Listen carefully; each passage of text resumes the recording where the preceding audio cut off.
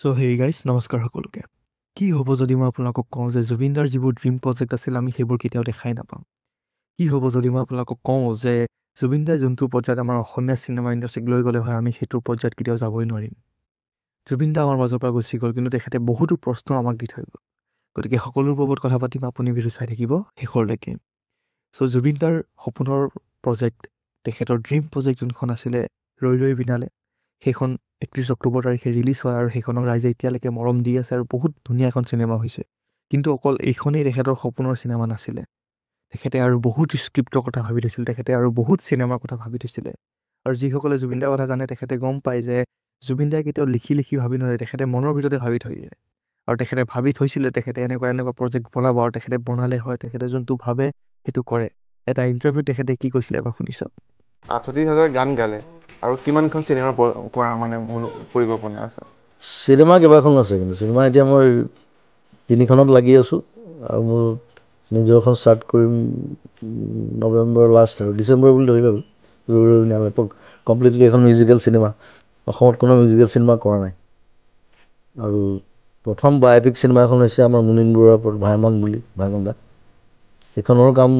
মই বাৰু তাত মিউজিকত আছোঁ কাৰণ বায়'পিকত নিজে এক্টিং কৰিব নোৱাৰি মোৰ এক্টিংটো বেলেগে কৰিছে চ' সেইখন এখন ইণ্টাৰেষ্টিং চিনেমা হ'ব আৰু মোৰ নিজৰ 3-4টা ষ্টৰী আছে সেইবিলাক লৈ অকণমান চেষ্টা চলাই আছোঁ হিন্দীও আছে ইংলিছ চিনেমাও আছে অসমীয়াটো আছেই বাৰু কৰি গৈ থাকিম যেনেকৈ পাৰোঁ চিনেমাৰ জৰিয়তে নিজৰ চিনেমা এতিয়া মই আধা জীৱন দিলোঁ মিউজিকক এতিয়া আধা জীৱন মই চিনেমাক দিম একদম ধুনীয়া ক'লে গতিকে এইটো ইণ্টাৰভিউ চাই পেলাই আপুনি গম পাইছে যে তেখেতে অন্য বহুতো চিনেমাৰ কথা ভাবি থৈছিলে হিন্দী ইংলিছ লগতে অসমীয়া গতিকে ভাবি চাওক তেখেতৰ যিবোৰ মাষ্টাৰ পিচেছ আমি দেখা পালোঁ হয় সেইবোৰ আমি কেতিয়াও দেখা নাপাম ভাবিবলৈ বহুত দুখ লগা কথা এটা আৰু লগতে তেখেতে অন্য এটা ইণ্টাৰভিউ তেখেতে এখন চিনেমাৰ কথা উল্লেখ কৰিছিল যে কালাকাৰ নামৰ এখন চিনেমা তেখেতে বনাম বুলি কৈছিলে যোনখন চিনেমাত তেখেতে লিড ৰ'ল প্লে' কৰিব অবভিয়াছলি কিন্তু কালাকাৰ চিনেমাখন কাহানী কেনেকুৱা ধৰণৰ আছিলে বা কালাকাৰ চিনেমাখন কিহৰ ওপৰত হ'লে হয় কেনেকুৱা ধৰণৰ হ'লে হয় সেইটো কাৰো আইডিয়া নাই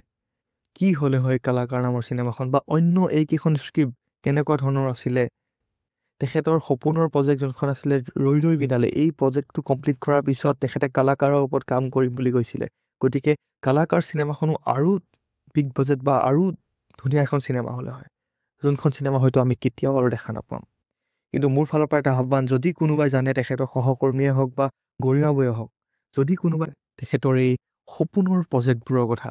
তেখেতে যিকেইখন চিনেমাৰ কথা ভাবি থৈছিলে বা তেখেতে যিবোৰ ভাবি থৈছিলে যেনেকুৱা চিনেমা হওক বা যেনেকুৱা গান হওক তেখেতে যদি কোনোবাই যদি জানে এই চিনেমাবোৰৰ কথা কালাকাৰখন কেনেকুৱা হ'লে অকণমানো যদি থুলমূলকৈ আইডিয়া আছে তেন্তে কিবা এটা ব্যৱস্থা কৰি যদি দেখাব পৰা যায় আমি খুবেই ভাল পাম কাৰণ জুবিনদাৰ সপোনৰ প্ৰজেক্টটো ফুলফিল হয়তো আমি সকলোৱে বিচাৰোঁ কিন্তু দুৰ্ভাগ্যবশতঃ আমি সেই চিনেমাখনত জুবিনদাক দেখা নাপাম কিন্তু তথাপি তেখেতৰ সপোনৰ চিনেমা তেখেতে বনাই থৈ যোৱা চিনেমা বা তেখেতে ভাবি থৈ যোৱা এখন চিনেমা তেখেতে ভাবি থৈ যোৱা কাহানী আমি সেইটো দেখি পেলাই সন্তুষ্ট হওঁ গতিকে এই ক্ষেত্ৰত আপোনালোকৰ মতামতটো কি মোক নিশ্চয় এবাৰ কমেণ্টত জনাব